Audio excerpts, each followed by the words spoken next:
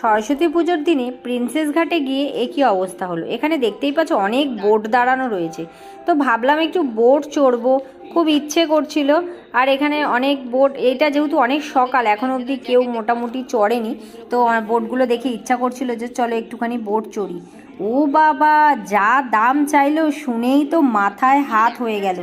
তো হবে না কেন, ওরা তো এই একটা দিনই ইনকাম করবে তাই না? তো ওই দিনটা ছিল সরস্বতী পুজো, আর সরস্বতী পুজোর দিনেই তো ওদের মোটামুটি ইনকামের রাস্তা। ওই দিনেই তো সবাই আসে এখানে বোট চড়ে, তো সেই জন্য আমাদের আর চড়া হলো না। আমরা আছি প্রিন্সেস ঘাটে, তো ভাবলাম একটু বোট চড়বো, তো বলছে 600 টাকা।